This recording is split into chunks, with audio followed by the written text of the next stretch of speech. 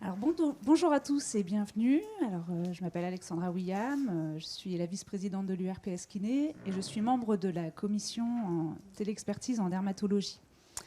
Donc merci d'être venus. Je vous repasse les petites consignes de bien éteindre les portables, évidemment.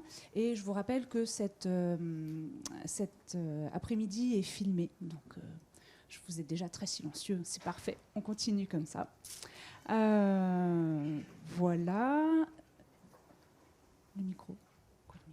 Ah oui, le micro. Ah oui, alors le micro, c'est un micro. Non, alors c'est pas qu'il marche pas, justement. C'est un micro de prise de son pour, voilà, pour les gens qui sont en visio et pour le replay.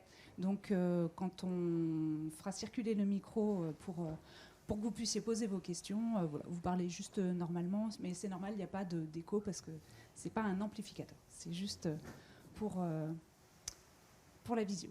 Voilà.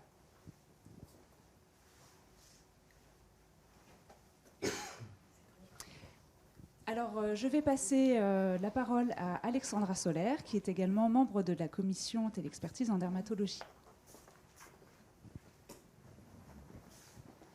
Bonjour à tous.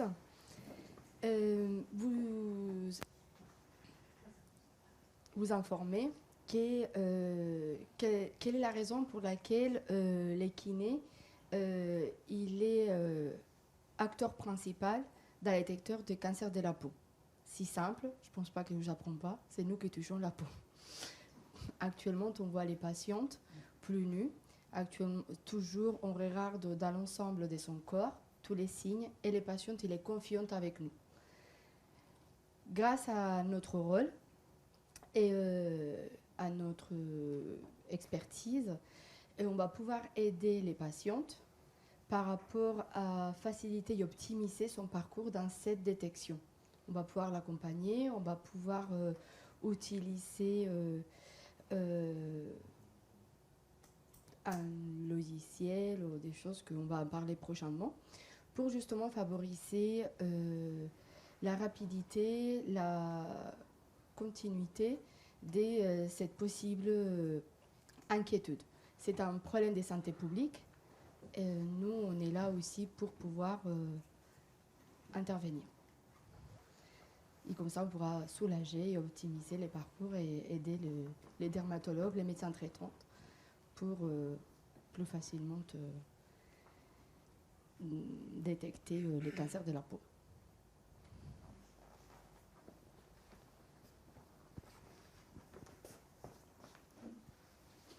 Alors justement, on va vous parler du rôle, puisque nous, on a organisé cette action en tant que QRPS.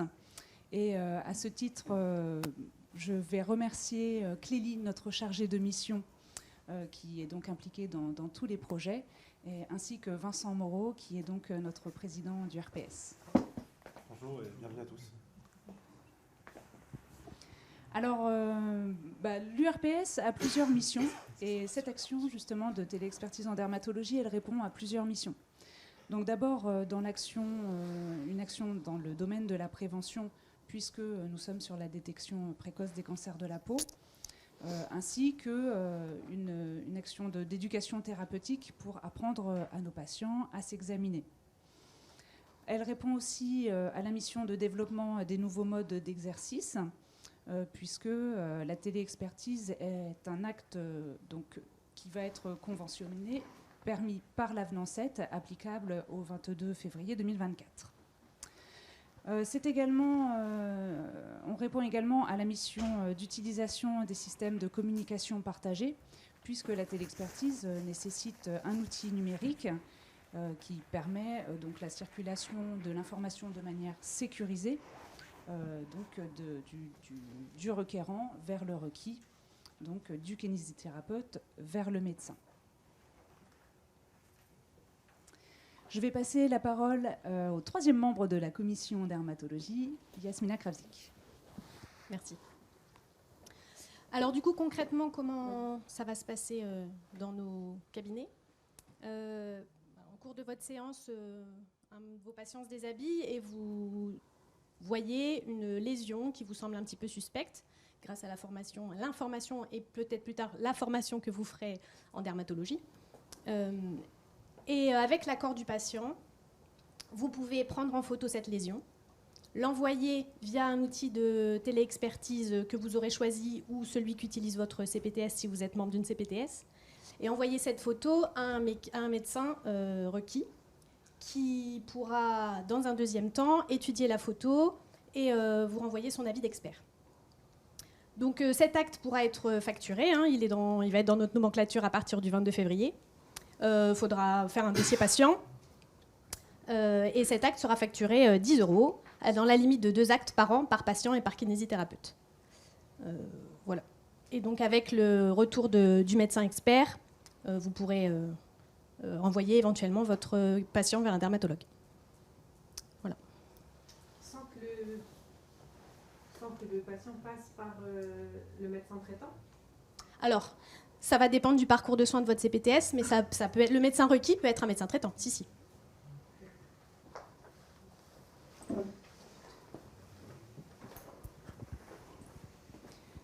Alors, l'acte de téléexpertise donc, fait partie donc, de nos actes conventionnés. Donc, n'importe quel kinésithérapeute faisant partie d'une CPTS ou pas peut réaliser cet acte de téléexpertise. On a choisi ici aussi de parler un petit peu de l'intérêt de réaliser ce parcours de soins au sein d'une CPTS. Oui. Je ne sais pas ce que c'est une CPTS. Alors, on va répondre du coup on va répondre à ça dans les questions. Ce sont les communautés des professionnels territoriales de santé. Alors, donc la CPTS, donc elle couvre un territoire et elle permet de réunir tous les acteurs de santé qui le souhaitent au sein de cette communauté. Donc le but, en fait, c'est d'organiser de la coordination et du parcours de soins. Voilà pourquoi on est justement dedans. Alors, au sein d'une CPTS, ça permet éventuellement de choisir un même outil de téléexpertise, sachant que pour réaliser une téléexpertise, vous avez des outils numériques qui sont téléchargeables, qui sont gratuits et qui permettent, comme on le disait tout à l'heure, une sécurisation de l'information transmise. Après, les CPTS peuvent opter pour une solution payante d'un outil, sachant que cet outil, dans ces cas-là, va proposer bien d'autres fonctionnalités pour l'ensemble des membres de la CPTS. Ça permet aussi de créer un répertoire commun de professionnels qui sont impliqués dans ce parcours. Et la CPTS, dans ses missions, elle peut aussi choisir de développer de la formation un petit peu plus poussée, avec un approfondissement des connaissances pour l'ensemble des professionnels de santé de la CPTS par un dermatologue. Voilà, je vous remercie. Si vous avez des questions, et en visio aussi, n'hésitez pas à poser vos questions via le chat. Clélie, notre chargée de mission, viendra nous les transmettre. Et donc, s'il n'y a pas de CPTS à l'endroit où on exerce? Alors justement, comme je vous le disais, on n'est pas obligé de faire partie d'une CPTS. N'importe quel kiné, c'est un acte qui fait partie de notre convention. Donc vous pouvez réaliser une téléexpertise. Là, ici, nous parlons de la téléexpertise en dermatologie, parce que nous sommes dans cette démarche de prévention et de parcours de soins, mais une téléexpertise, ça n'est pas que pour la dermatologie non plus. À quel médecin on peut adresser cette photo? Alors, à quel médecin envoyer cette photo?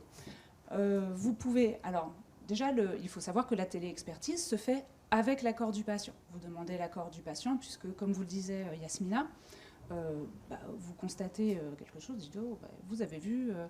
le patient, avec son accord, donc on va réaliser donc, cette photo.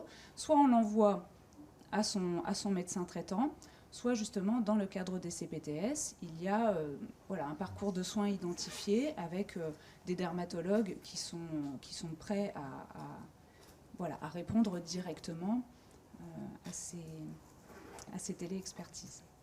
Vous avez des exemples d'outils numériques pour envoyer des photos en sécurisé? Oui, c'est ce que nous verrons en deuxième partie, après la pause café. Effectivement, nous avons contacté plusieurs sociétés. Il faut savoir que les outils sont en cours de développement. Donc on en reparlera plus tard. Mais en tout cas, on voit bien qu'il y a une demande, un besoin, et que les développeurs travaillent dessus.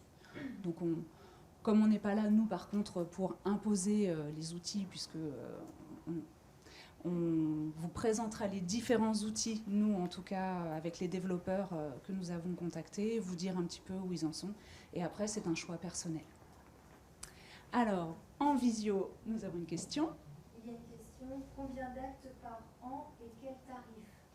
Alors, donc la nomenclature, les textes disent qu'il y a 2 actes de téléexpertise par patient, par kiné, rémunéré à hauteur de 10 €. L'outil de téléexpertise, est-ce qu'il faut que la personne à qui elle l'envoie ait le même ou est-ce que... Oui, D'accord. le docteur Born nous en parlera en fin d'intervention. On est bon pour les questions pour l'instant. On a le temps d'y réfléchir encore.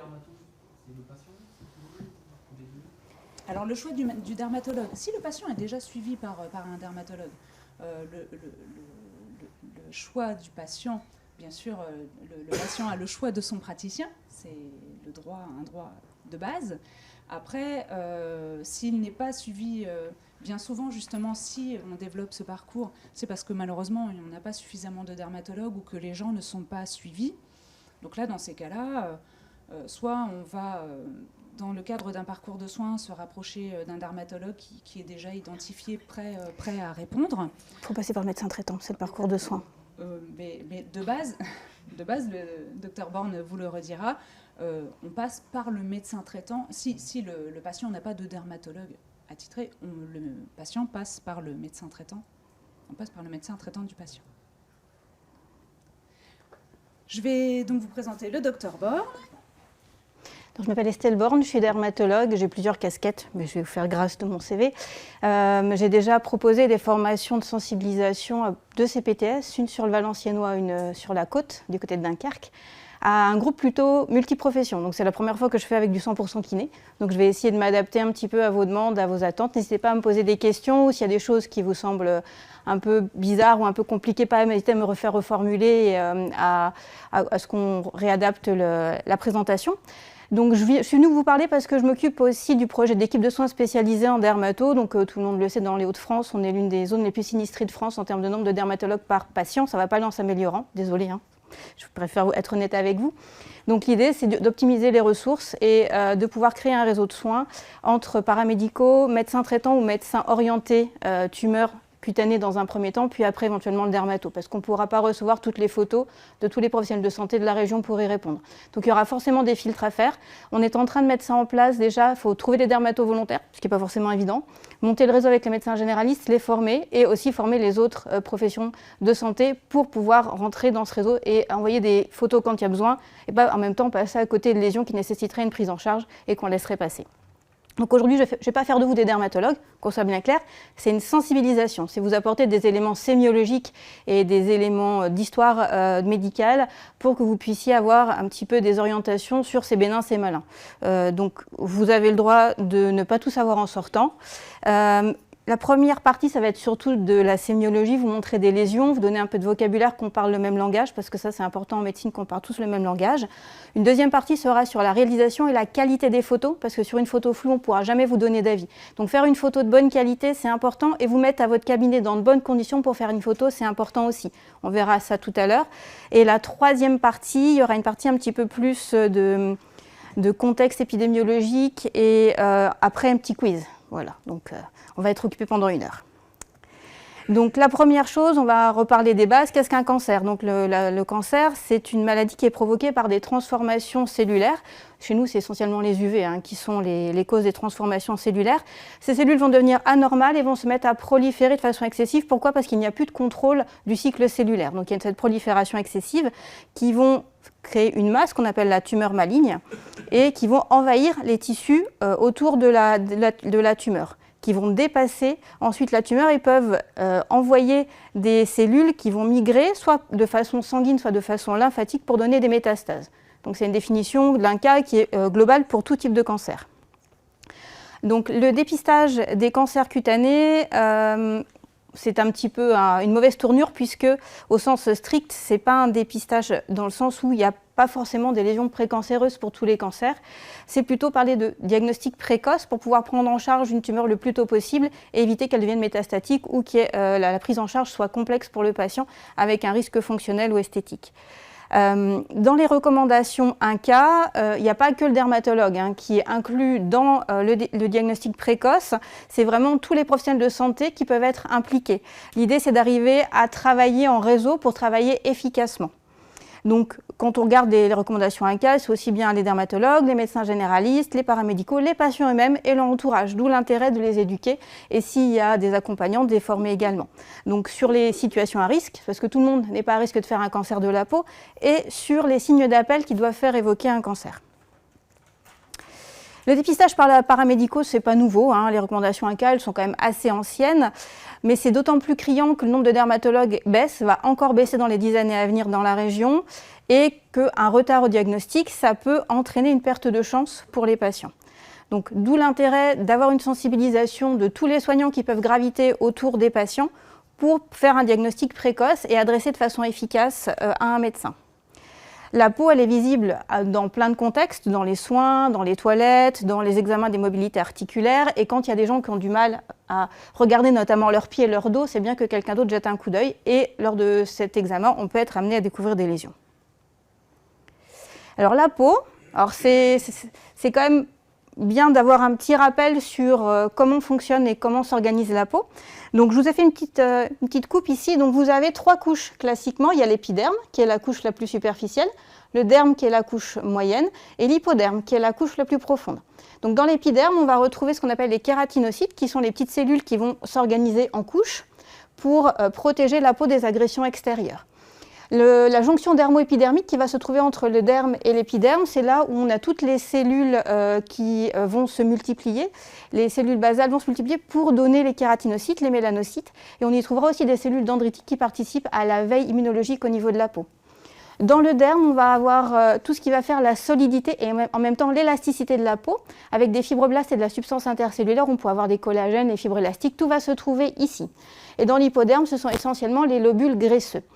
La structure reste la même sur toutes les zones de la peau. Ce qui va différencier une zone d'une autre, ça va être l'épaisseur de l'hypoderme. On n'a pas le même hypoderme aux fesses qu'à la paupière. Et aussi la densité de structure. Parce que vous voyez qu'il y a des structures ici comme le poil, avec des structures musculaires, ici. Le muscle horripilateur, c'est celui qui fait remonter le poil quand on a la chair de poule. Vous allez avoir des structures qui vont venir se rattacher au poil, comme les glandes sudorales, les glandes sébacées, des vaisseaux sanguins, pour venir y apporter l'oxygène, le sang, et des vaisseaux aussi veineux pour le retour. Et dans toutes ces structures, il y a des lymphocytes, il y a des cellules de défense immunitaire qui gravitent pour défendre notre peau. Donc, vous voyez, c'est une structure assez complexe avec de multiples cellules. Donc en théorie, si on reprend la définition de l'INCa, chacune de ces cellules pourrait être responsable d'au moins un type de cancer cutané. Donc ça vous donne la grande diversité qu'il existe de cancers cutanés, mais en fonction du type de cancer, on va avoir des fréquences plus ou moins importantes. Aujourd'hui, on va parler des cancers les plus fréquents. Je vous passerai de côté tout ce qui est cancer un peu plus rare. Voilà. Mais déjà, si vous avez la notion des 3 plus fréquents, ce sera déjà bien. Par rapport à cette coupe, voilà, si vous avez des questions, allez. Donc on va parler un petit peu de vocabulaire. En dermatologie, on a des mots. C'est important qu'on parle le même langage pour décrire des lésions. Parce que quand vous allez demander un avis, alors certes on fait une photo, mais c'est important aussi pour nous d'avoir une description. Parce que si c'est en relief ou si c'est plat, on ne va pas avoir les mêmes diagnostics, on ne va pas avoir forcément la même prise en charge. Donc on va définir déjà la lésion en fonction de son volume. Il y a ce qu'on appelle la macule. La macule, c'est quand c'est plat. Il n'y a pas de relief, vous passez votre doigt, et c'est la même hauteur entre la lésion et la peau à côté. Ça, c'est une macule. Une papule, ça va être palpable. C'est-à-dire que quand vous passez votre doigt, ça bombe. Il y a une petite surépaisseur. Si cette épaisseur, elle fait moins de 1 cm, on dit que c'est une papule. Si elle fait plus de 1 cm, ça devient une plaque. Quand la lésion, elle est palpable et arrondie, ça devient un nodule. Ça, c'est pour les lésions élémentaires. On va avoir les lésions secondaires, c'est-à-dire quelque chose qui va arriver dans l'évolution de la lésion. Donc un exsudat, c'est quand ça coule. Ça, vous connaissez tous avec les plaies chroniques. Hein. Quand c'est exsudatif, c'est que ça coule. Les croûtes, ça correspond à la coagulation des exsudats qui peuvent être séreux, hémorragiques ou purulents. L'ulcération, c'est quand il y a un trou, une perte de substance. On va aussi parler des couleurs. Donc quand c'est rouge, on dit c'est érythémateux. Quand c'est foncé, on dit c'est pigmenté. Voilà, en gros, pour vous donner un peu de vocabulaire. Donc la différence entre épais, pas épais, ça c'est important pour nous. Donc les termes de macule, papule, plaque, nodule, c'est quand même, je pense, le vocabulaire de base qu'il faut connaître. Alors, un petit peu de termes techniques dont vous m'entendrez, je pense, parler un certain nombre de fois pendant l'exposé, c'est l'héliodermie. L'héliodermie, c'est quoi? Ça correspond aux altérations cutanées qui sont induites par l'exposition solaire chronique. Donc on va voir l'héliodermie quand les gens ils ont pris beaucoup de soleil, des coups de soleil ou une exposition chronique répétée.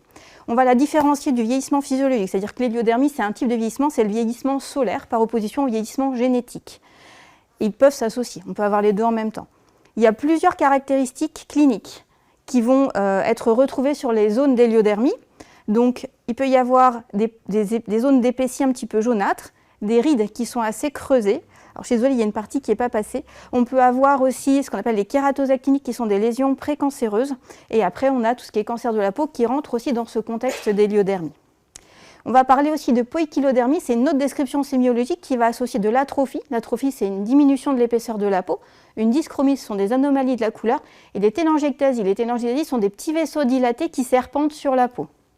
Voilà, donc tout ça, c'est du vocabulaire qu'il faut connaître, qu'il faut comprendre pour pouvoir parler encore le même langage. Donc c'est important, si vous voyez une lésion, de regarder s'il y a ce contexte d'héliodermie qui va vous orienter pour des dégâts actiniques quand même assez marqués. On va parler aussi des phototypes. Alors c'est peut-être une notion que vous avez déjà. Le phototype, ça permet de classer la peau en fonction de sa réaction au soleil. Ceux qui vont nous intéresser surtout, c'est les phototypes 1 et 2. Les deux premiers ici sur la gauche. Donc le phototype 1 et 2, ils ont la caractéristique de ne pas bien bronzer, voire ils ne bronzent pas du tout. Ce sont des gens qui vont avoir la peau claire, les yeux clairs, les cheveux clairs, qui vont avoir tendance à faire des coups de soleil. Voilà, donc c'est cette population-là qui va être surtout à risque de cancer de la peau. Plus on va s'éloigner vers le phototype 6, plus ce sont des gens qui sont plutôt bien armés génétiquement pour se défendre contre les dégâts du soleil. Petit bémol pour les derniers, on peut avoir certains cancers de la peau, ce qu'on appelle les mélanomes acrolentigineux, donc au bout des doigts et des orteils, qui sont plus spécifiques de ces populations-là. Mais c'est des choses un peu plus rares. Ce qu'on va surtout voir dans nos populations qui vont faire des cancers de la peau, ce sont les premiers. Alors, il y a différents types de cancers de la peau. Globalement, si on fait la somme de tous les cancers de la peau, c'est un quart de tous les cancers. Donc, vous en verrez certainement dans votre entourage ou dans votre activité professionnelle. Les plus fréquents sont ceux qui sont développés aux dépens des kératinocytes. Donc je vous rappelle, les kératinocytes, c'est l'épiderme, c'est la partie la plus superficielle de la peau. Il y a deux familles de carcinomes qui vont se développer aux dépens de ces kératinocytes. C'est les carcinomes épidermoïdes et les carcinomes basocellulaires. On va les différencier de par leur aspect sémiologique qui va être différent, mais aussi de leur pronostic. Le carcinome basocellulaire, globalement, c'est un pronostic qui est uniquement local. Ça ne sait pas faire métastase, mais ça va grandir, éventuellement aller manger les tissus en dessous. Le carcinome épidermoïde, lui, peut faire des métastases. Le troisième cancer en termes de fréquence, c'est le mélanome. C'est celui qui est développé aux dépens des mélanocytes. Les mélanocytes sont les cellules qui font le pigment. Donc si on se donne un ordre d'idée de la fréquence, alors les mélanomes, il y en a 3 fois moins que les carcinomes épidermoïdes. Et les carcinomes épidermoïdes, il y en a 3 fois moins que les basaux. Ça vous donne un petit peu une idée de la fréquence. Donc celui que vous rencontrerez dans votre activité, c'est le carcinome basocellulaire. À mon avis, ceux-là, vous en verrez régulièrement. Il y a des trucs beaucoup plus rares. Bon, dans ces cas-là, on peut ne pas savoir. Alors c'est un problème de santé publique du fait de la fréquence des cancers de la peau, des coûts induits et potentiellement du pronostic qui peut être mis en jeu, soit fonctionnel, soit vital avec certains cancers de la peau. Voilà. On n'est pas tous égaux. On a vu tout à l'heure déjà sur le phototype, on n'est pas tous égaux pour faire un cancer de la peau. Quand on a les yeux clairs, la peau claire, les cheveux clairs, qu'on a du mal à bronzer, là on est une population à risque. Si on a fait des coups de soleil très fréquents, notamment dans l'enfance, ça c'est un facteur de risque également. Si on a des taches de rousseur, si on a plus de 40 grains de beauté sur tout le corps, si on a des grands grains de beauté irréguliers, si on a certaines maladies génétiques, alors ça c'est rare, je vous parle surtout du xéroderma pigmentosum parce qu'il y a quelques familles à Roubaix. Il y a quelques familles d'XP à Roubaix, donc il faut le savoir. Donc souvent c'est des enfants qui vont commencer à présenter des lésions type kératose actinique, on verra tout à l'heure, voire des carcinomes dès l'enfance. mais en général, il y a un contexte familial. C'est des familles d'origine maghrébine, souvent qui sont consanguines. Donc c'est un contexte un petit peu particulier. L'albinisme, on n'en a pas trop. On peut avoir des étudiants étrangers qui peuvent être albinos, qui peuvent arriver sous nos latitudes. Les autres facteurs de risque, donc ça, c'est les facteurs environnementaux. Ça va être l'exposition aux UV, l'exposition donc au soleil, tout ce qui est métier en extérieur qui passent leur temps dehors, donc pensez aux gens du bâtiment, sur la côte, pensez aux marins, pensez aux agriculteurs, pensez aux sportifs, pensez également aux patients immunodéprimés. Donc tout ce qui va être VIH, les greffés d'organes qui sont sous immunosuppresseurs de façon chronique, les maladies génétiques qui peuvent avoir une action sur l'immunodépression, sont des facteurs de risque. Alors, il faut savoir qu'un patient VIH, même s'il est très bien contrôlé, qu'il a une charge virale qui est négative, il a quand même un surrisque de cancer de la peau. Donc ça, c'est des patients à suivre. Les patients greffés d'organes, on les voit au moins une fois par an, mais parfois, il y a des choses qui peuvent sortir entre deux suivis. Globalement, on va plutôt voir les cancers de la peau chez les plus de 50 ans. On peut avoir des cancers dès la puberté. Les cancers chez l'enfant, c'est très rare, voire exceptionnel. À partir de la puberté, on peut commencer à avoir des choses, mais c'est surtout après 50 ans qu'on a le plus gros pic de cancer cutané. Un petit focus sur le carcinome épidermoïde. Donc c'est un des carcinomes développés aux dépens des kératinocytes. Lui, il a des facteurs de risque qui sont spécifiques, qui vont venir s'ajouter aux facteurs de risque qu'on a vus précédemment. Donc l'infection HPV, donc ça c'est surtout vrai sur les carcinomes muqueux, notamment je pense au carcinome épidermoïde vulvaire. Le tabac, facteur de risque également. Les radiodermites, les gens qui ont eu des grosses radiothérapies, je pense aux dames qui ont eu des grosses radiothérapies pour des cancers du sein, on peut faire plus facilement sur ces territoires-là des carcinomes épidermoïdes, sachant que maintenant les protocoles de radiothérapie ont quand même bien diminué en termes de puissance, donc je pense qu'on va en avoir quand même de moins en moins. Une brûlure, quel que soit le mécanisme, brûlure chimique, brûlure thermique. Les plaies chroniques, alors ça c'est un grand débat. Est-ce que c'est l'inflammation de la plaie chronique qui va favoriser le carcinome épidermoïde ou est-ce que c'était de nouveau un carcinome épidermoïde qu'on a pris pour une plaie chronique? Je pense qu'il y a un petit peu des deux, mais il faut savoir que c'est un terrain à risque et qu'il faut être vigilant. Et certaines dermatoses chroniques, alors là je vous ai mis des photos de lichen, je ne sais pas si c'est une dermatose que vous connaissez. Ça fait partie des dermatoses inflammatoires chroniques qu'on va trouver au niveau génital et au niveau buccal. Donc ici vous avez ces plaques blanches qui vont être retrouvées ici sur la gencive, qu'on va retrouver au niveau ici du pénis, avec une peau qui va perdre son élasticité et donc qui peut craquer, faire des fissures. Et là au niveau vulvaire, donc on retrouve cet aspect blanchâtre, ça gratte, donc on peut avoir des petites hémorragies en fait qui peuvent donner cet aspect pétéchial au niveau vulvaire. Voilà, donc ça, si vous voyez des choses comme ça chez vos patients, leur dire que c'est quand même un terrain à risque. Normalement, on les suit en alterné, donc pour les lésions vulvaires, avec le gynéco, on fait 6 mois, 6 mois. Et au niveau buccal, on suit aussi régulièrement. Voilà, donc quelques messages généraux. Si vous n'avez qu'un truc à retenir, c'est ça. Les cancers de la peau, en général, c'est en zone photo-exposée, hein, ou sur des lésions à risque, quand on n'est pas sur zone photo-exposée. Il faut y penser devant une modification d'une lésion préexistante, s'il y a quelque chose de nouveau qui apparaît, s'il y a une plaie qui ne cicatrise pas au bout d'un mois malgré des soins locaux bien conduits. Alors, on peut aussi, sur les jambes, avoir des plaies vasculaires, ça c'est grand classique, mais attention, sur une zone photo-exposée, a priori ce n'est pas une plaie vasculaire, donc il faut se poser des questions. Ou si le patient a repéré un truc qui l'inquiète, faire confiance à son patient, s'il a un truc qui lui semble bizarre, peut-être qu'effectivement il y a quelque chose à regarder. Voilà, donc ça c'est des messages assez simples qu'on peut faire passer en consultation avec les patients pour leur apporter des éléments de diagnostic précoce. Voilà, donc ça c'était pour les généralités. Est-ce qu'il y a des questions par rapport déjà à ces choses un petit peu générales? Ça va? Ok, on va rentrer dans le vif du sujet, on va voir des photos un petit peu de cancer de la peau et on va discuter de leur description sémiologique. Donc on va commencer par le plus fréquent et le moins méchant, si on peut dire. C'est le carcinome basocellulaire. Donc son pronostic, il est local parce qu'il ne fait pas de métastase. Pronostic local, ça ne veut pas dire que ça ne peut pas causer de dégâts. Pourquoi? Parce que si on prend en charge trop tardivement le patient, on peut avoir quand même de grands délabrements chirurgicaux. Et par exemple, si on atteint une atteinte périorbitaire qui ne va pas être prise en charge précocement, on peut avoir l'extension en intraorbitaire et ça peut nécessiter l'énucléation d'un patient. Donc c'est quand même un traitement qui est lourd pour quelque chose qui aurait pu être pris en charge précocement et on aurait juste une petite cicatrice sur la paupière. C'est le plus fréquent, comme on disait, des cancers de la peau. L'aspect classique, c'est cet aspect de petites perles avec un réseau capillaire. Ici, vous voyez les télangiectasies, donc c'est ça dont on parlait tout à l'heure, ces petits vaisseaux rouges qu'on retrouve ici aussi en bas. Et vous avez ces petits points qui peuvent être gris-bleu qu'on va retrouver sur cette petite perle, cette petite lésion nodulaire qu'on appelle une perle, qui semble un peu translucide. Donc ça, c'est un tableau assez typique de carcinome basocellulaire. Peut-être que vous en avez déjà vu chez vos patients. Très souvent, ça va être sur le visage ou sur le décolleté, sur les zones qui sont exposées de façon chronique. Ça, c'est la première forme clinique du carcinome basocellulaire.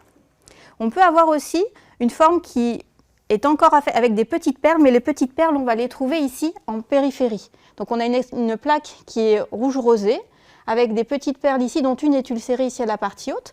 On va retrouver nos petits points gris-bleu ici, à différents endroits de la lésion. Et tout ça, donc ça, c'est le carcinome basocellulaire. Vous voyez, c'est beaucoup plus discret, c'est beaucoup moins en relief, mais il y a quand même quelque chose à faire. La forme nodulaire, donc comme on a vu tout à l'heure, le nodule, c'est une lésion en boule en relief, qui peut parfois s'ulcérer et faire des croûtes, ou juste être croûteuse. Ici, vous avez une autre lésion nodulaire. Et vous voyez, on est toujours sur le visage, on est toujours sur des zones qui sont exposées au soleil de façon chronique. Ici, une autre forme qui est ulcérée, c'est-à-dire que vous pouvez être attiré par cette espèce de croûte, mais ce qu'il faut, c'est prendre un petit peu de recul par rapport à la croûte et regarder. Vous avez ici une lésion qui est beaucoup plus grande que la croûte, et l'ulcération vient se mettre sur une partie de la lésion. Donc c'est une lésion qui va être nodulaire avec cette ulcération centrale. Donc ça doit vous faire vraiment tilter. Donc c'est important quand vous voyez quelque chose qui est croûteux, c'est de regarder ce qu'il y a sous la croûte. Ce qu'on dit souvent, les croûtes, c'est des caches-misères. Donc on n'aime pas ça parce qu'on ne sait pas ce qui se passe en dessous. Donc l'idée, c'est sans faire mal au patient, avec une petite pince, avec une petite curette, avec une petite compresse, essayer d'enlever cette croûte ici qui nous camoufle un petit peu l'aspect. On voit que c'est nodulaire, mais c'est difficile de dire vraiment ce que c'est.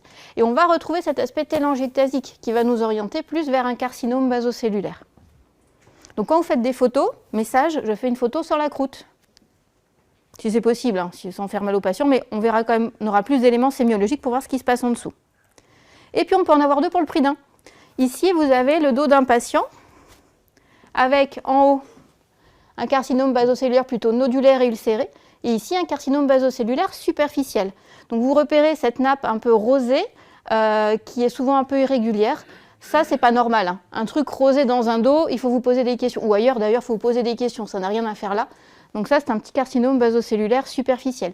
Pour vous dire que quand on a un cancer, c'est important de regarder le reste parce qu'on peut en avoir d'autres ailleurs. La forme qu'on aime le moins, c'est le sclérodermiforme. C'est une forme qui est à risque majeur de récidive locale, donc ça nécessite de faire des exérèses qui vont être très larges, donc délabrantes pour le patient. Donc ici, une forme qui est assez quand même déjà étendue.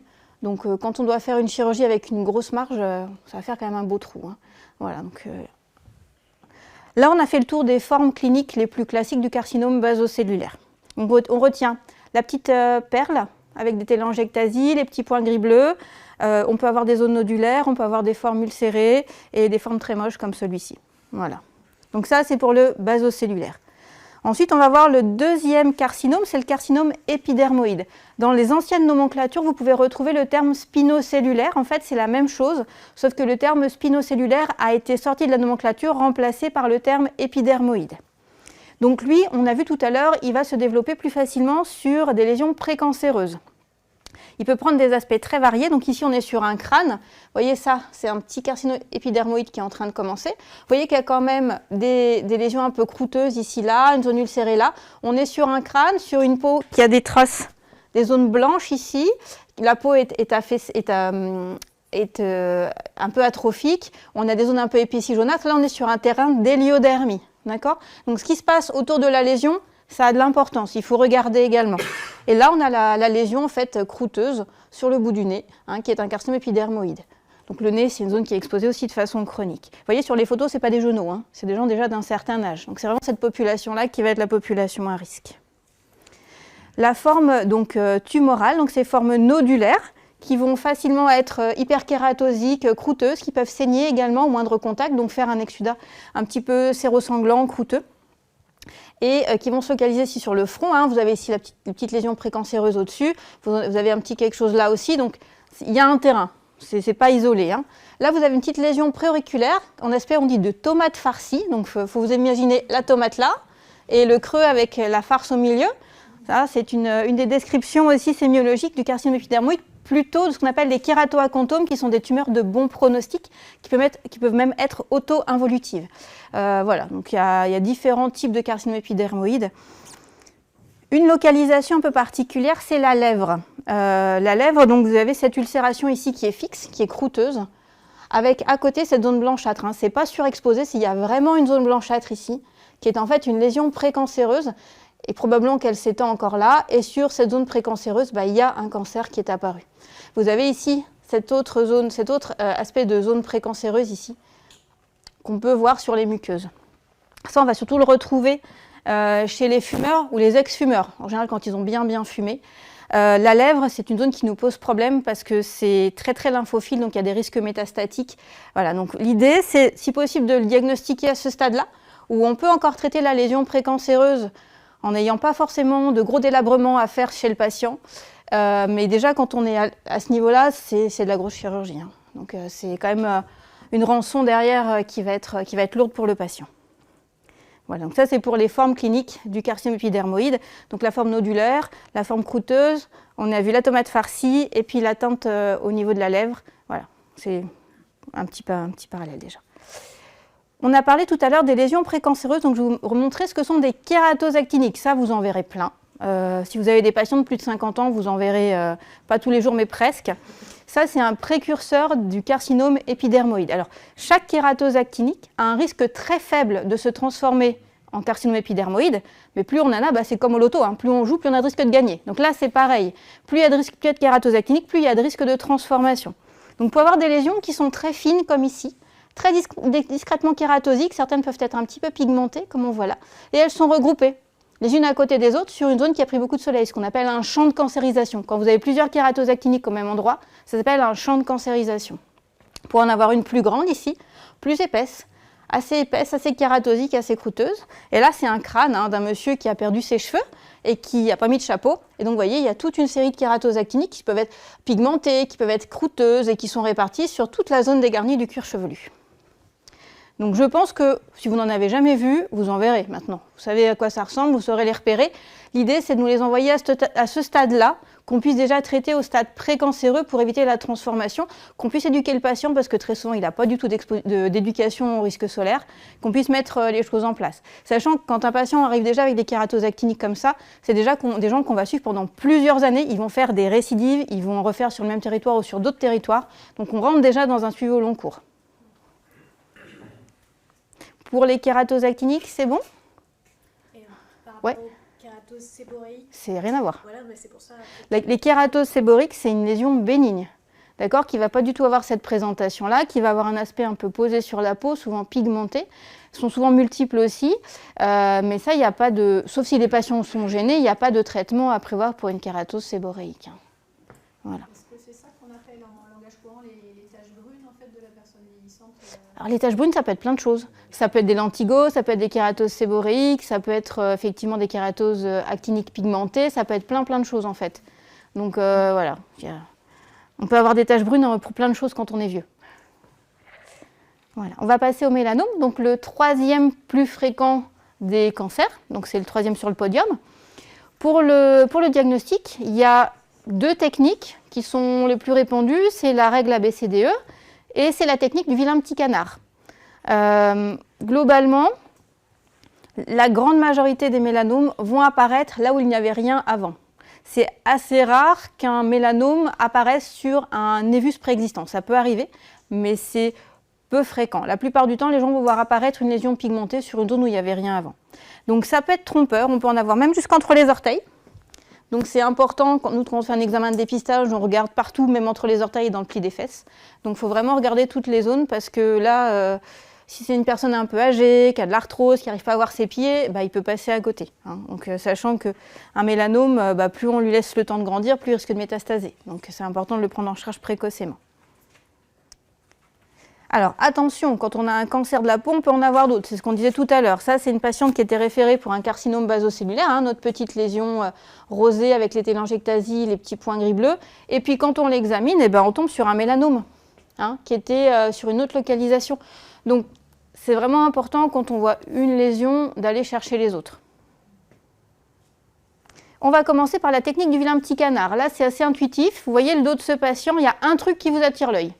Un truc vraiment, ça ne ressemble pas aux autres. Hein. C'est vraiment, on est tous d'accord? Il y a un truc qui ne ressemble pas aux autres? Ouais. Hein. Bah ouais, ça.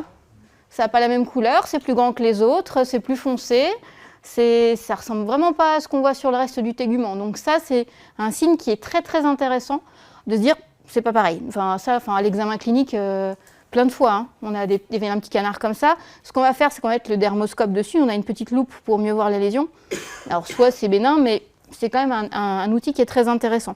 Il n'y a pas besoin de réfléchir. Là, vous faites confiance à votre cerveau et il vous dit, ça, c'est pas comme le reste. On a une capacité à discriminer ce qui est différent qui nous permet justement d'utiliser cette technique du vilain petit canard. Donc, deuxième technique, la règle ABCDE. Donc, ce sont 5 critères pour décrire la lésion pigmentée. J'insiste, ça ne marche que sur les lésions pigmentées. Ça n'a été validé que dans cette indication-là. Donc, on va regarder si la lésion est symétrique. Donc, s'il y a une asymétrie, soit dans un axe, soit dans 2 axes. Est-ce que les bords sont réguliers? Ça veut dire, est-ce que je peux faire un trait de crayon assez régulier comme ça? Ou est-ce qu'il y a des encoches? Est-ce qu'il y a des endroits où ça ressort? Est-ce que ça bombe? La couleur, est-ce qu'elle est homogène? Est-ce que c'est une seule couleur répartie de façon homogène sur toute la lésion? Est-ce que j'ai plusieurs couleurs qui sont réparties de façon asymétrique sur ma lésion? Voilà, donc ça c'est important de différencier ça. Le diamètre, plus de 6 mm ou qui grandit. L'évolution, est-ce que ça s'étend? Est-ce que l'épaisseur augmente? Est-ce que ça se met à saigner alors qu'il n'y a pas de raison que ça saigne? Si on a au moins 2 critères ou si on a une lésion qui se modifie, c'est une indication à demander un avis. Donc là, par exemple, si on prend cette lésion, donc on a la petite réglette, on reviendra sur les critères qualité d'une photo, l'intérêt de la réglette pour la mesure de la lésion. Donc cette petite réglette, elle nous permet de dire que la lésion, elle fait un peu moins d'1 centimètre, voilà, et qu'on a une lésion qui est pigmentée, qui a plusieurs couleurs, et donc qui fait plus de 6 mm. Et l'évolution, on ne sait pas forcément, ça peut être dans le dos, le patient ne l'a pas forcément vu. Donc là, quand on regarde nos 2 critères, on a déjà 2 critères. Hein. La couleur inhomogène, le grand diamètre. Dans ces cas-là, c'est licite de se poser la question et de se demander si ce n'est pas un mélanome. Là, on a de nouveau, on va essayer d'utiliser cette règle. Là, alors, on a quelque chose qui peut être globalement symétrique, parce que quand on regarde, on peut tracer un axe de symétrie comme ça et replier notre lésion du haut vers le bas, ou comme ça, et la replier de la droite vers la gauche. On peut voir que les bords sont assez réguliers, hein, il n'y a pas tellement d'encoches, on peut faire le tour de façon assez régulière. On n'a qu'une seule couleur. Quand on n'a qu'une couleur, c'est plus facile, on peut dire que c'est homogène. Le diamètre, il est quand même assez grand. Et on se pose la question d'évolutivité. Donc là, si on vous dit que ça ne grandit pas, on a juste une lésion qui est d'une certaine taille, mais si on n'a qu'un seul critère, on peut proposer au patient, c'est ce que je fais, de faire une photo avec son téléphone. Il imprime la photo, il met dans son dossier médical et il peut montrer à son médecin traitant la prochaine fois qu'il va le voir pour demander si ça bouge ou pas. Hein, et l'intérêt justement de cette réglette, c'est qu'on peut voir la taille et on peut voir si ça se modifie en termes de longueur. Ici, donc on va se reposer les mêmes questions. Est-ce que cette lésion est symétrique? Donc je vais essayer de tracer mes axes de symétrie, comme ça. Ça ne marche pas bien parce que j'ai une zone nodulaire ici que je ne retrouve pas ici. Et puis cet aspect un petit peu en crête là, je ne la retrouve pas ici. Comme ça, cette zone-là, je ne la retrouve pas vraiment là. Et puis cette zone pigmentée, elle n'est pas forcément très régulière. Donc je n'ai pas de symétrie. Est-ce que les bords sont réguliers? Pas trop. Hein. Là, ça fait des creux, ça fait des bosses, ça repart. Là, c'est arrondi, puis là, ça refait de nouveau des petits creux. Donc on ne peut pas vraiment dire que les bords soient réguliers. Est-ce que la couleur est homogène? Donc j'ai du rosé foncé là, j'ai du noir un peu là, j'ai du brun clair là. Non, la répartition de la couleur, elle n'est pas homogène, hein, on est bien d'accord. Ça fait plus de 6 mm, et en plus, ça grandit. Donc là, on est typiquement sur un mélanome déjà avancé. Hein. Donc l'idée, c'est de les voir avant, si c'est possible. Quelques fausses croyances. Il y a des patients qui vont venir vers vous en vous disant des choses, donc c'est important de leur dire que ce n'est pas forcément vrai, pour qu'ils ne s'inquiètent pas pour rien, mais en même temps qu'ils soient vigilants. Si un névus saigne alors qu'on l'a accroché, qu'on l'a traumatisé, c'est pas grave. C'est de la peau, donc c'est fait pour cicatriser. Donc les traumatismes répétés, ça ne favorise pas les cancers de la peau. Si les gens sont embêtés parce qu'ils accrochent leur grain de beauté, on va leur enlever, mais c'est plus à visée fonctionnelle, pour qu'ils arrêtent de se l'accrocher et de grogner parce que ça saigne. Les névus plantaires n'ont pas plus de risque de se transformer que les névus sur d'autres zones de la peau. Donc on ne fait pas de chirurgie systématique. D'autant plus que sur la plante du pied, quand un patient a une cicatrice, il pense à vous un plat sur deux. Donc ça peut être très très gênant au niveau fonctionnel. Donc on ne touche pas à une lésion qui est stable au niveau plantaire. Le fait d'enlever une lésion cutanée, ça fait apparaître un cancer. Ben non, en fait, si on a enlevé une lésion, c'est qu'on avait un doute. Mais par contre, s'il y a une récidive sur une cicatrice d'exérèse, attention, ça peut être un cancer qui récidive localement. Donc ça, il faut l'adresser en consultation. Voilà. Donc au total, vous avez vu que les cancers de la peau, c'est quand même très fréquent. Ça peut prendre des aspects cliniques très variables. Là, je vous ai seulement montré les 3 cancers les plus fréquents. Je vous ai fait grâce de tous les autres. Un diagnostic précoce peut se faire par un examen visuel simple. Il n'y a pas besoin de scanner, il n'y a pas besoin d'IRM. C'est accessible, peu coûteux. C'est juste vos yeux et votre cerveau. Quand pensez à un cancer de la peau, s'il y a quelque chose de nouveau qui apparaît là où il n'y avait rien avant, s'il y a quelque chose qui se modifie sur une lésion préexistante, si une plaie n'a pas cicatrisé au bout d'1 mois, malgré une désinfection, des pansements bien faits, et surtout quand on a un terrain à risque. Voilà. Et donc on peut s'aider au dépistage avec la règle du vilain petit canard et la BCDE. Voilà, pour les mélanomes. Pour cette première partie, est-ce que vous avez des questions, des choses que vous souhaitiez faire préciser? Comment je ferme ce truc? Ça va? J'ai perdu personne? Ok. Et là. Deuxième partie. Donc, on parlait tout à l'heure de la qualité. À moins qu'il y ait des questions. Non, d'accord. La qualité des photos, c'est vraiment un élément qui est central pour pouvoir répondre à une téléexpertise. Donc, l'idée, c'est qu'on ait vous ayez des critères pour vous dire c'est une bonne photo, j'envoie, c'est pas une bonne photo, il faut que je la reprenne. Alors, activer. Alors, ce diaporama, j'ai oublié de vous le dire, il a été créé essentiellement par le docteur Dominique Charleux, qui est une dermatologue picarde qui a beaucoup travaillé dans le cadre d'une étude de INCA, menée par l'INCA sur le dépistage précoce avec les médecins généralistes. Et donc, il y a tout un cycle de formation qui peut être proposé aux médecins généralistes. Là, je vous ai tiré les éléments qui me semblent intéressants pour la pratique plutôt kiné, mais bon, à discuter. Donc, la qualité des photos, pourquoi c'est important? Parce que si on n'y voit rien, on ne peut pas répondre à la question. C'est aussi simple que ça. Donc, apprendre à faire des bonnes photos, c'est important pour la téléexpertise. Donc, c'est une compétence en plus que vous allez devoir développer avec l'arrivée de la téléexpertise dans votre activité professionnelle. À moins qu'il y ait déjà des gens qui soient photographes et qui soient des experts en photo. Mais là, il va falloir du coup faire attention. En règle générale, on va vous demander 2 clichés avec 2 photos de bonne qualité. Pourquoi? Parce qu'on va vous demander un cliché de plan large pour avoir une idée d'où se trouve la lésion et du contexte de la peau autour. On a vu tout à l'heure que le contexte était important, par exemple pour les kératoses actiniques sur le champ de cancérisation autour du carcinome épidermoïde. Et bien, typiquement, ce patient, quand même, il a beaucoup de grains de beauté, donc ça, on va le voir sur le plan large, et ils sont assez irréguliers, et il y a effectivement le numéro 3 qui ne ressemble pas du tout aux autres. Donc pour nous, c'est important d'avoir ce plan large pour connaître l'état de la peau autour, et aussi en termes de chirurgie.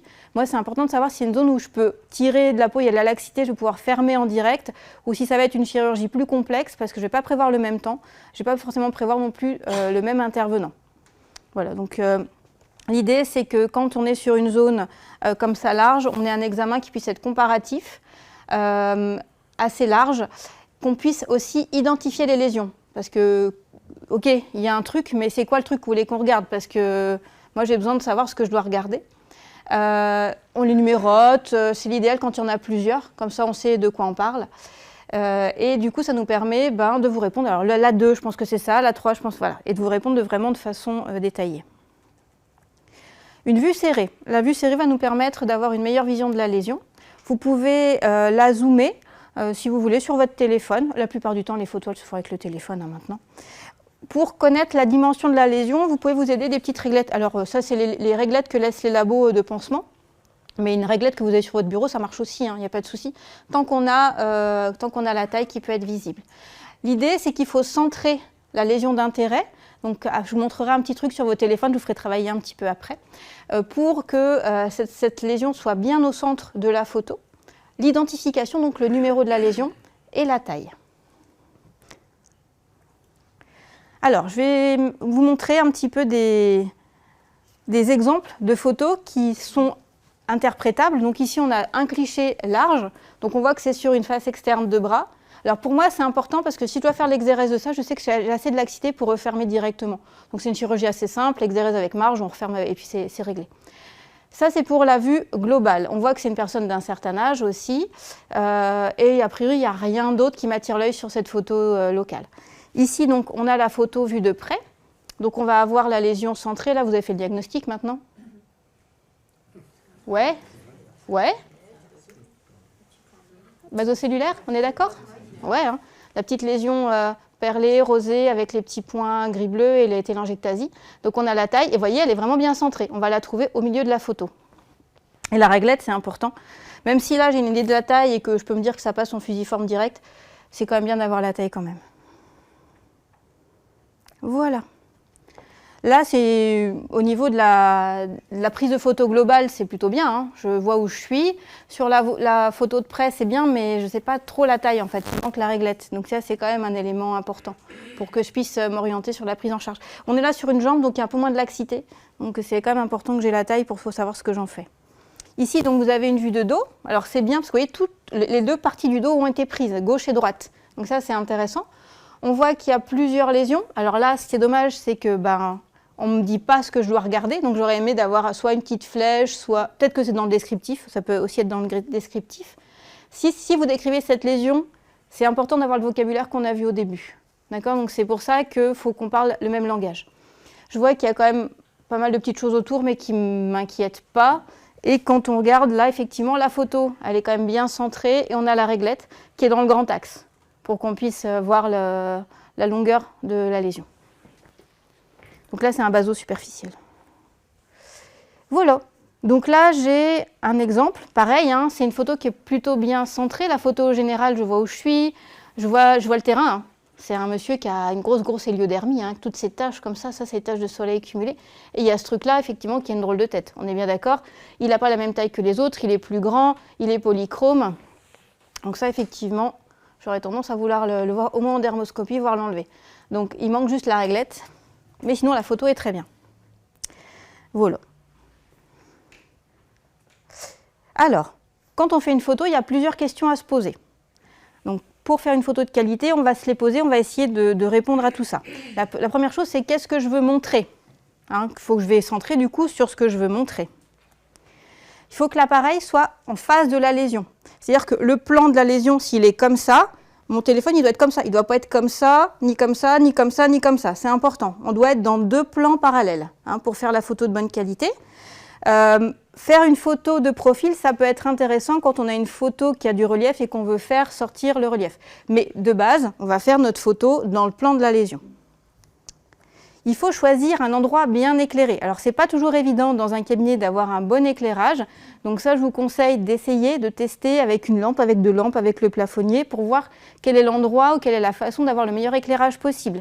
De préférence, il faut avoir un éclairage de face, éviter les contre-jours. Alors, ce n'est pas évident. Quand on a des fenêtres, on peut avoir des contre-jours. Quand on a des lésions, par exemple, qui sont à la lèvre supérieure, on peut être embêté avec le nez qui va faire une zone d'ombre. Donc, il faut penser à tout ça quand on fait une photo. Voilà. Les zones d'ombre, c'est essentiellement donc la lèvre, le cou aussi, le triangle sous-mentonnier. Donc méfiez-vous si vous avez des lésions à photographier dans le cou, bien faire lever la tête du patient et avoir une lumière qui vient de face pour ne pas être gêné par l'ombre du menton. On peut utiliser le flash si on veut, ça peut aider aussi. Attention à ne pas les flasher quand même, mais ça c'est à voir. Si possible, avoir un fond clair. Alors ça c'est un vœu pieux, dans un cabinet ou à la maison, on fait comme on peut, mais dans l'idéal, c'est avoir un fond clair. Il faut cadrer votre lésion. Alors, pour ceux qui ont un téléphone portable, je vous propose de le sortir maintenant. Vous allez avoir un peu de travail. Et je vous propose d'aller sur votre appareil photo, dans votre téléphone portable. Pour les Samsung, vous allez aller dans le mode réglage. Et il y a un mode qui s'appelle grille. Pour les iPhones, il faut que vous alliez dans paramètres, donc la petite roue dentée. Paramètres téléphone. Et vous allez voir appareil le mode grille. Si vous n'avez pas encore, je vous conseille de le mettre pour voir à quoi ça ressemble et à quoi ça sert. Je ne sais pas s'il y a des gens qui connaissaient déjà ce mode-là. Alors, ça sert à quoi le mode gris? C'est votre écran, il va être coupé en 9 rectangles. Et l'idée, c'est de mettre la lésion d'intérêt dans le rectangle du milieu. Comme ça, vous êtes sûr que votre photo, elle est centrée. Est-ce qu'il y a des gens qui galèrent à trouver le mode gris? Oui? Vous avez quoi comme téléphone? Un iPhone. Un iPhone. Il faut que vous ayez dans paramètres. Donc vous ressortez de votre appareil photo. D'accord, donc là, Paramètres. Appareil photo. Il est où votre appareil photo? Téléphone. Non. Non, vous avez un truc normalement. Photo. Ouais, appareil photo. Grille. Ok, Et vous retournez dans votre. Et voilà. d'accord. Il y a d'autres personnes qui galèrent avec la grille? Oui. Qu'est-ce que vous avez comme téléphone? C'est un iPhone. Alors, vous sortez de votre... voilà, vous allez dans paramètres et vous descendez jusqu'à appareil photo. J'ai pas mis lunettes là. Ah, je vais vous aider alors.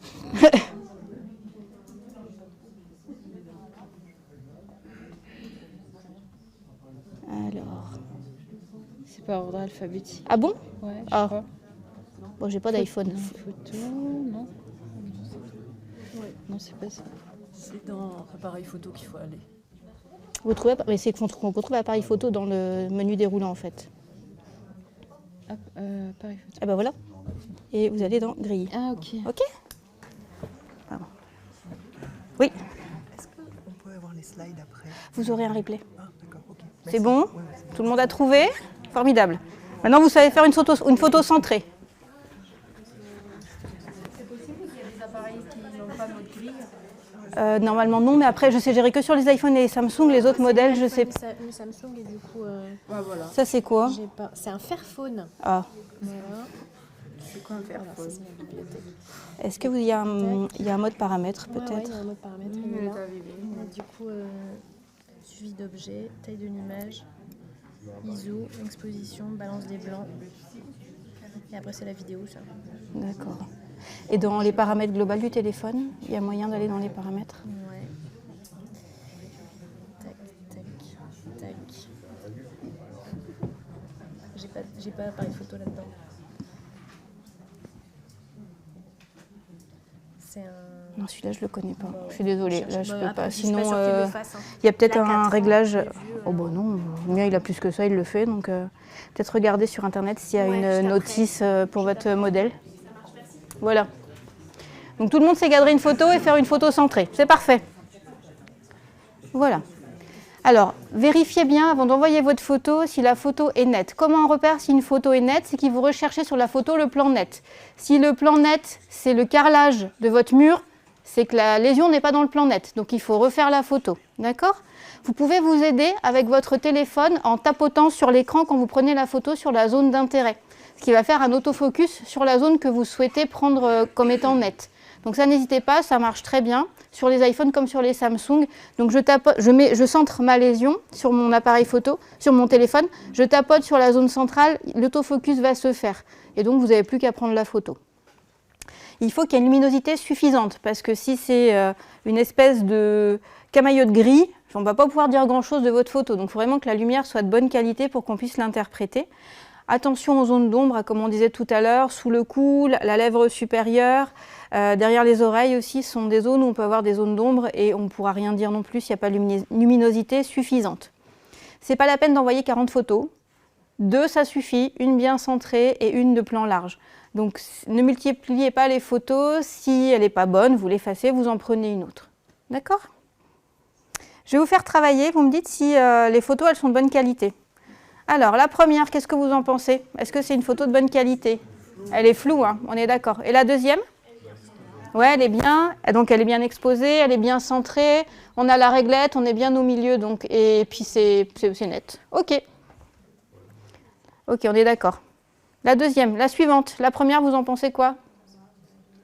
Ouais, elle est bien centrée, elle est nette. On a la réglette, donc c'est bien. Et la suivante? Elle est floue. Hein. Donc effectivement, on a le bon centrage, on a la réglette, mais bon, elle est floue. OK. Les suivantes. Qu'est-ce que vous pensez de la première ici? Oh, la réglette, ça va. Déjà, il y en a une, on est content. Oh, mais c'est pas grave, ça. Il y en a une, on est content. Mais en fait, elle est floue. Hein. Ouais. Et la suivante? Ouais, on a deux flous. Elle est encore plus floue, oui, c'est ça. Très bien. Celle-là, qu'est-ce que vous en pensez? Oh Oh non, ça va pour un peu. Non, ouais, elles sont bien les deux, ouais, tout à fait. Elles sont bien. Vous pouvez les laisser. Donc la lésion est bien centrée dans les deux cas. On a la réglette dans les deux cas et le plan de la lésion est le plan net. Donc il n'y a pas de souci. Celles-ci, elles sont bien, elles peuvent être envoyées. Voilà. Alors ici, le premier plan, c'est un plan large. Le deuxième plan, c'est un plan serré. Est-ce que vous pensez que ces photos sont bonnes? Il manque la réglette, on est d'accord. Sinon, c'est pas mal, hein. Là, ce qui est bien, c'est que je vois ma lisière du cuir chevelu, je vois le sourcil. Donc, je sais ce que je peux faire chirurgicalement ou ce que je ne peux pas faire, en fait. Si je peux faire une suture directe, si je dois prévoir un lambeau, si je dois prévoir une greffe. Donc, ça me permet quand même déjà de voir comment je vais pouvoir faire la réparation de la perte de substance. Effectivement, il nous manque la réglette. Et pour un plan large, elle serait trop rapprochée. Bon, le tout. Ici, c'est une vue générale. Qu'est-ce que vous en pensez? On ne sait pas quoi regarder. Ouais, tout à fait. On ne nous pose pas la question. Je ne sais pas ce que je dois répondre, en fait. Parce que je ne sais pas ce qu'il faut regarder. Voilà. Ici, est-ce que cette vue générale, vous en pensez quoi? Bah oui. Hein. Je ne sais pas ce que je dois regarder. Donc, l'idéal, c'est de me cercler quand même ce que je dois regarder. Et les numéroter, parce que quand il y a de lésions, de laquelle on parle. Alors, je peux dire, pour la lésion située à la partie externe de l'omoplate gauche, si on met 1, ça va plus vite pour répondre à la vie. Et voilà, 1 et 2, donc les numéroter, les cercler, pour qu'on sache de quoi on parle. Là, sur cette photo, le patient est en flexion? Oui, il est un petit peu... On fait comme on peut. S'il peut être droit, c'est bien. Des fois, quand on a des patients un peu arthrosiques, tordus, on fait comme on peut pour la photo, quoi. Mais l'idée, c'est d'avoir en fait quand même un plan large. L'idéal, c'est de voir toutes les lésions sur la même photo. Ça vous fait moins de travail sur l'envoi. Hein. Bon, après, en fonction de la souplesse des patients, on fait comme on peut. Donc, conclusion. Pour faire une bande de télexpertise avec une photo qui soit interprétable, il faut prendre une photo nette, à la fois une photo d'un plan global, en identifiant les lésions. Si on a une, on l'entoure. Si on a plusieurs, on les entoure, on les numérote, ou on fait une flèche. Vous faites comme vous voulez, une flèche, un cercle, peu importe. Le tout, c'est qu'on les identifie. Bien noter le numéro de la lésion pour qu'on sache de quoi on parle. Et pour chaque lésion, prévoir une photo de près qui soit centrée, avec une réglette de mesure et qui soit nette. D'accord? Pour la partie photo, est-ce que vous avez des questions?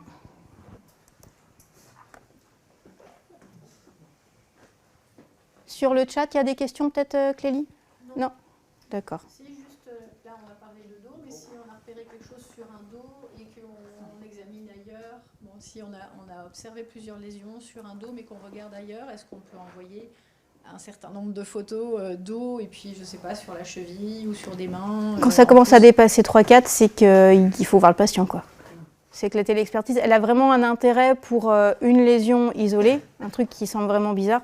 Quand on commence à en avoir 3-4 qui ont une drôle de tête, globalement, il faut se poser des questions. Alors, soit ce n'est pas des lésions malignes et c'est un patient qui a une héliodermie hyper marquée avec des taches brunes partout. Et sinon, c'est qu'il faut le voir. Ok, merci. Je pense que le plus gros problème, c'est le vocabulaire. Et oui, il faut qu'on parle le même langage, je suis d'accord. Donc ça, c'est vraiment quelque chose à apprendre pour qu'on puisse nous répondre aussi dans les meilleures conditions. Parce qu'entre une macule et une papule, je ne vais pas réfléchir de la même façon. Donc, typiquement, dans un mélanome, si c'est maculeux, on a le temps. Si c'est papuleux, on a moins le temps déjà. Donc vraiment, c'est à réfléchir, quoi. Voilà. Troisième partie, on va parler un petit peu des terrains à risque et de la sensibilisation de nos patients à risque.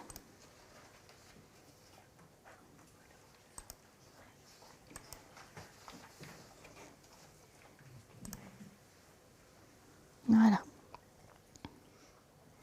Alors, on a vu qu'on n'avait pas tous le même risque de faire un cancer de la peau. Hein. Il y a des gens qui vont être plus à risque que d'autres. Donc, l'idée, c'est de savoir identifier à l'interrogatoire ou en regardant notre patient qui va être à risque. Donc, on a quelques questions qu'on peut lui poser. On peut commencer par son rapport au soleil. Est-ce que c'est quelqu'un qui, pendant ses jeunes années, enfance, adolescence, a eu des coups de soleil sévères? C'est-à-dire, est-ce qu'il a fait des cloques, hein? En gros, c'est un coup de soleil où on cloque et on a la peau qui pèle. Est-ce qu'on a vécu plus d'1 an en zone de fort ensoleillement? On pense en zone tropicale, on pense en zone chaude. Est-ce que les gens ont fait des UV en cabine chez l'esthéticienne? Donc ça, c'est 2 éléments à prendre en compte qui sont des facteurs de risque. Certains métiers aussi peuvent exposer plus au cancer de la peau. En fait, tous les métiers qui sont dehors, globalement, que ce soit des agriculteurs, les marins, les ouvriers du bâtiment. Pensez aux moniteurs sportifs, hein, parce qu'ils vont être l'hiver à faire du ski en haute montagne, et puis l'été, ils vont aller faire du bateau en bord de mer. Donc ça, c'est des populations quand même qui sont très à risque. Pensez aux militaires aussi, qui sont tout le temps dehors et qui sont en plus une fois en Guyane, une fois au Mali, voilà, qui bougent pas mal en zone fortement assolée. Les loisirs. Est-ce que les gens ont des loisirs en extérieur? Donc, est-ce qu'ils font du foot? Est-ce qu'ils font du tennis? Est-ce qu'ils vont faire du jogging? Parce que des coureurs, il y en a quand même pas mal hein, dans notre patientèle. Est-ce qu'ils vont faire du longe-côte? Est-ce qu'ils vont faire de la voile? Voilà, tout ça, c'est des sports à risque puisque en extérieur. Alors, pour faire un examen de dépistage complet, il faut mettre les gens tout nus hein, pour voir un petit peu toutes les zones de la peau et savoir identifier s'il y a quelque chose qui pourrait ressembler à un cancer de la peau ou à une lésion précancéreuse. C'est un examen qui prend du temps. Et enfin, voilà, en consultation de dermato, quand on fait un examen complet, ça nous prend bien notre quart d'heure, quoi. Si en plus ils ont plein de trucs qu'il faut photographier, machin, c'est encore plus long. Donc c'est un examen qui prend du temps. Il faut en avoir conscience. Donc, les sujets à risque, en plus de ce qu'on a vu tout à l'heure par rapport à la relation au soleil, il y a après des facteurs cliniques. Est-ce que le patient a des lésions multiples? Il a plein de taches, en plus elles ne vont pas être toutes de la même taille, pas toutes de la même couleur, elles vont avoir des formes différentes, alors là ça va être compliqué pour nous. Un patient qui a déjà fait un cancer de la peau, en théorie il est censé avoir un suivi par le dermatologue. Donc globalement dans ces deux cas, c'est un patient qui va devoir être réintégré dans la filière dermatologique pour pouvoir avoir un suivi adapté. Les patients qui ont vraiment plein de lésions qui sont difficiles à suivre, on peut même les suivre avec des appareils qu'on appelle des photo finders. C'est des espèces de grosses machines où on fait des photos cliniques et dermoscopiques qu'on va garder en mémoire dans la machine. Et quand on revoit le patient, par exemple 6 mois plus tard pour faire le suivi, on reprend les mêmes photos cliniques et dermoscopiques et il y a une IA qui mouline derrière pour dire ça a changé, ça n'a pas changé. Donc c'est déjà un aide au repérage des lésions qui auraient pu se modifier ou des choses nouvelles qui auraient pu apparaître. Donc ça, il y a peu de cabinets qui sont équipés, donc souvent on réoriente après vers des cabinets qui sont équipés quand on a des patients qui nous posent vraiment problème pour la surveillance. L'autosurveillance aussi, ça peut être intéressant pour les gens qui ont une seule lésion qui est en zone visible par le patient. On lui dit voilà, vous avez repéré ce truc-là, vous avez vu, ça fait telle taille, c'est comme ça, si ça bouge, vous montrez. Voilà. Et si jamais ça bouge, on en reparle. Sensibiliser les patients. Donc on a vu que tout le monde n'était pas à risque, mais je pense que c'est important quand même que le discours soit assez largement, on va dire, expliqué et pour à la fois les patients, mais également les gens qui auraient dans leur entourage des patients à risque. Donc ça, c'est un petit peu de la culture générale dermatologique, si on peut dire, pour le dépistage précoce. Donc l'autosurveillance, globalement, si on a déjà fait un mélanome, ou si dans la famille, il y a des mélanomes, si on a des névus dysplasiques, c'est-à-dire tous ces grains de beauté qui ont des tailles, des aspects, des formes complètement différents, des névus multiples sur un phototype clair, ou si on a eu quand même de grosses expositions au soleil, qu'on a déjà eu des lésions précancéreuses comme des kératoses actiniques ou qu'on a déjà eu un carcinome, attention, là on est quand même à risque de refaire un cancer de la peau. Qu'est-ce qu'on peut expliquer aux patients? On peut expliquer comment on se regarde. Donc on se regarde, je vous montrerai, il y a une petite fiche explicative après. La règle ABCDE, lui expliquer les 5 critères, que s'il y a 2 critères dans ces cas-là, il faut en parler. Et que s'il y a quelque chose qui se modifie, il ne faut pas attendre, il faut en parler à leur médecin. Donc vous avez des petites fiches comme ça qui existent pour l'auto-examen, en expliquant aux patients les différentes zones qu'il doit regarder. Alors il ne faut pas hésiter à s'aider avec un miroir, voire 2 miroirs, parce qu'il y a des zones qui sont particulièrement difficiles à voir. Chez les patients qui ont une mobilité réduite, je pense à regarder la plante des pieds, regarder leur dos, ça peut être compliqué. Donc pas hésiter à mettre dans la boucle le mari, la femme, les dents habituelles pour donner un coup de main. On peut s'aider avec des photos. Donc vous pouvez par exemple faire la première série de photos pour votre patient avec des zones qui vont se chevaucher. Vous aurez du mal à reprendre un thorax comme ça d'un seul coup, donc il ne faut pas hésiter à faire 2 photos en faisant se chevaucher la partie basse de la lésion du haut et la partie haute de la photo du bas. Comme ça, on n'aura pas de zone morte en fait, sans image. La même chose dans le dos. On peut ensuite faire des photos cuisses-jambes, antérieures-postérieures, des photos des plantes des pieds. Voilà. Tout ça, c'est adapté en fonction de la zone où vont se positionner les lésions qui posent problème. On demande au patient de l'imprimer dans son dossier médical parce qu'un téléphone, ça casse, parce qu'un téléphone, ça se perd. Donc on le fait imprimer, on met dans le dossier médical, on date la photo pour savoir de quand ça date et on le rapporte à la consultation quand on va voir son docteur ou quand on va voir le dermatologue. Et on regarde sa peau tous les 3 mois. Je dis, premier jour de chaque saison, je regarde ma peau et je regarde s'il y a quelque chose de nouveau, s'il y a quelque chose qui bouge, s'il y a une plaie qui ne guérit pas, s'il y a quelque chose qui a grandi vite. Voilà. Donc les règles pour faire les photos, c'est le même qu'on a vu tout à l'heure. Je n'ai pas réinventé la poudre, avoir des photos nettes, bien cadrées, pour pouvoir faire un suivi facile. Alors, quand on suit une lésion en particulier, on conseille de faire la lésion et de réévaluer 3 mois après s'il y a une modification qui est notable. Donc d'où l'intérêt de faire imprimer les photos, de la dater et de la rapporter à la consultation suivante. Et on va regarder si ça a grandi ou pas. Donc l'idée, c'est d'avoir la photo avec la réglette, toujours éviter les zones d'ombre sur fond clair, avec un flash ou bien éclairé et bien cadré. Je pense que pour les photos, maintenant, vous êtes au point. C'est bon, c'est clair. Donc, expliquer la règle ABCDE aux patients. Vous pouvez trouver sur le site internet de l'INCa des petites fiches que vous pouvez commander. Ils vous les envoient gratuitement à votre cabinet ou à la maison et vous pouvez les remettre aux patients. Moi, j'en ai que je donne de temps en temps quand il y a des gens qui ont quand même un terrain à risque, qui va leur expliquer tous ces critères. Donc, la symétrie, les bords irréguliers, la couleur inhomogène, le grand diamètre ou l'évolutivité. Hein, et si jamais il y a un de ces symptômes, leur dire, on revoit. Les signes d'alerte. Est-ce qu'il y a quelque chose qui est différent du reste? Ça ne ressemble pas à ce que je connais sur ma peau. Est-ce qu'il y a quelque chose qui change? Ça change de couleur, ça change de taille, ça change de forme, l'épaisseur, elle se modifie. Donc ça, il faut montrer. Est-ce qu'il y a quelque chose qui apparaît? Je vous rappelle, 80% des mélanomes apparaissent des novos. Ils apparaissent là où il n'y avait rien avant. Donc ça, c'est important de donner ces petits éléments de repère à nos patients. Voilà. Une fois qu'on leur a expliqué comment on se surveille, ce qui est important, c'est de leur expliquer aussi comment on se protège du soleil. Parce qu'on a vu que les UV, c'était le principal pourvoyeur des cancers de la peau. Et le principal producteur d'UV dans notre environnement, ça va être le soleil. Bien sûr, on leur dit de ne pas faire d'UV en cabine. Ça, c'est... Voilà. Bon. Donc, la meilleure photoprotection, c'est de rester à l'ombre, surtout dans les heures chaudes. Donc, pas d'exposition directe. Globalement, un repère simple, si votre ombre est plus petite que vous, c'est qu'il faut rester à l'ombre, parce que c'est que le soleil tape très fort. Donc ça, c'est un repère assez simple. Il n'y a pas besoin même d'avoir de montre, parce qu'en vacances, il y a parfois des patients qui n'ont pas leur montre. Voilà, votre ombre, elle est plus petite que vous, vous restez à l'ombre. La meilleure protection, si on doit être exposé, c'est les vêtements. Donc un t-shirt, c'est toujours plus efficace qu'une crème solaire. Un chapeau, alors préférez pour les messieurs un chapeau plutôt qu'une casquette, parce que la casquette, elle ne protège pas les oreilles. Et ce que je leur dis, c'est que régulièrement, je coupe des morceaux d'oreilles. Donc protégez vos oreilles avec un chapeau plutôt qu'une casquette. Quand on leur dit ça, globalement, ça rentre plutôt bien. Un t-shirt, de préférence manche longue, un pantalon, et on va essayer de chercher l'ombre si on est en extérieur, on va essayer d'être dans l'ombre du mur. Alors typiquement, si vous êtes en vacances en Espagne, il y a toujours un trottoir à l'ombre, un trottoir au soleil. Hein.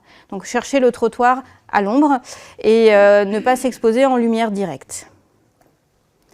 Les conseils de photoprotection. La crème solaire reste un complément. Ça ne remplace pas un vêtement, c'est beaucoup moins stable qu'un vêtement, ça coûte beaucoup plus cher et en plus c'est polluant. La quantité, il faut en mettre suffisamment. Il faut savoir que quand on perd 50% d'épaisseur de crème solaire, on perd 75% d'efficacité. Donc la quantité, ce que je leur propose, c'est de mettre une couche. On laisse sécher, on met une deuxième couche et on en remet toutes les 2 heures. Si on transpire, c'est toutes les heures et on en remet après chaque baignade. On ne va pas sortir tout de suite après la crème solaire parce qu'il faut le temps que les filtres solaires s'homogénéisent pour bien protéger la peau. Donc il faut attendre entre un quart d'heure et une demi-heure entre l'application de la crème solaire et le moment où on va sortir. Voilà, il faut dans l'idéal pas les mettre en plein soleil, les reboucher pour qu'ils soient protégés. Voilà, donc c'est quand même une contrainte. Et surtout, ça protège moins bien qu'un vêtement. Ça, c'est vraiment le message, je mets ma crème, je suis protégée. Non, c'est faux. Non, on met le vêtement pour être bien protégé et on reste à l'ombre. Quelques fausses croyances. Alors, si je me protège du soleil, je risque d'être en carence en vitamine D. Alors, c'est faux, sauf si vous êtes une peau très très noire et que vous ne sortez pas de chez vous. Globalement, ça n'arrive pas. Puisque la vitamine D, on va l'activer avec effectivement le passage à la peau et l'effet des UV. Mais s'exposer le dos des mains pendant 5 minutes pendant les premiers jours du printemps, c'est suffisant. Hein. Ce n'est pas la peine de faire la crêpe sur la plage. Hein. S'il y a des carences en vitamine D, c'est qu'il peut y avoir d'autres problèmes. Est-ce qu'il y a des problèmes d'absorption? Est-ce qu'il y a des problèmes au niveau rénal qui gênent le métabolisme? Il peut y avoir plein d'autres causes de carences en vitamine D. Bronzer se fait nécessairement par un coup de soleil? Non. on peut bronzer en s'exposant de façon progressive. Il n'y a pas besoin d'avoir un coup de soleil en début de saison pour être bronzé. Il faut préparer sa peau au soleil avant d'aller en institut. Ça, vous l'entendez souvent chez les gens qui ont la peau claire. Pourquoi? Parce qu'ils bronzent difficilement. Mais génétiquement, ils ne sont pas faits pour bronzer. C'est-à-dire qu'au niveau de leurs mélanocytes, ils vont produire ce qu'on appelle de la phéomélanine. C'est une mélanine qui protège mal des UV, par opposition aux patients qui ont un phototype foncé qui vont produire de l'eumélanine, qui elle protège très bien. Donc ils se disent, je vais m'exposer aux UV, ils vont prendre encore plus UV que ce qu'ils prennent naturellement, avec une protection qui va être mauvaise. Donc ça, il ne faut pas faire. Il ne faut pas préparer sa peau au soleil, ça ne sert à rien, au contraire, c'est délétère. Un coup de soleil en début d'été, tous les ans, c'est normal. Non, c'est pas normal. La crème solaire ne se met que sur les grains de beauté. Alors ça aussi, on l'entend souvent. Comme on disait tout à l'heure, la plupart des cancers de la peau vont apparaître de novo, sans lésions précessives. Donc mettre sur les grains de beauté, ça ne sert à rien. L'autre élément pour répondre à ça, c'est que quand vous prenez du soleil ici, vous allez avoir une immunodépression sur toute votre peau. D'accord? Donc ça, c'est important. Donc si on protège que des petites zones, en fait, ça n'a aucun intérêt. Un indice 20, c'est insuffisant. Il faut au moins être sur du 30, dans l'idéal du 50. Voilà. Donc, en conclusion, la photoprotection, c'est pour tout le monde, mais surtout être vigilant chez les enfants, parce qu'on sait que c'est une population qui est particulièrement à risque. Éviter les cabines UV, ça vraiment, c'est un message, on n'a rien à y faire. Nous, on a des indications dermatologiques pour les UV, généralement, c'est des UVB et pas des UVA, et c'est des indications bien spécifiques, et c'est jamais sur des phototypes clairs. Donc, si vous voulez, pas d'UV chez les patients à phototype clair. La photoprotection, ça aide à protéger des coups de soleil, mais ça ne doit pas être un gage pour s'exposer plus au soleil. C'est-à-dire que la base de la photoprotection, c'est je reste à l'ombre, je mets les vêtements, et sur les zones que je ne peux pas protéger avec les vêtements, j'ai ma crème solaire qui va venir me protéger en complément. Voilà. Est-ce que vous avez des questions? Oui? Est-ce que les tatouages sont un sujet à aborder aussi ou pas? C'est pas un facteur de risque des cancers de la peau. Donc on n'est pas, non, il n'y a pas de souci particulier avec les tatouages en particulier. Il peut y avoir d'autres complications cutanées, mais pas ça. Et est-ce que j'ai oublié.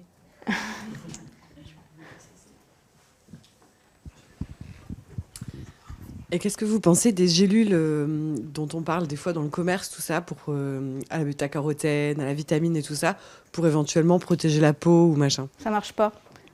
Enfin, on va être honnête, c'est pas une protection solaire efficace. Ça peut donner un teint un peu hâlé. Alors attention à ne pas devenir un teint orangé, parce que ça j'ai vu aussi. Voilà. Non mais pour de vrai. Mais en aucun cas ça prépare la peau non plus à éventuellement des vacances. C'est des allégations. En fait, on n'est pas sur des médicaments, on est sur des compléments alimentaires. Donc les allégations qu'ont les compléments alimentaires ne sont pas soumis comme les médicaments à toutes les études d'AMM où c'est vraiment très cadré. Donc ils peuvent vous dire des trucs sans qu'il y ait forcément d'études derrière de qualité. Donc attention à ce qui est marqué sur les boîtes des compléments alimentaires.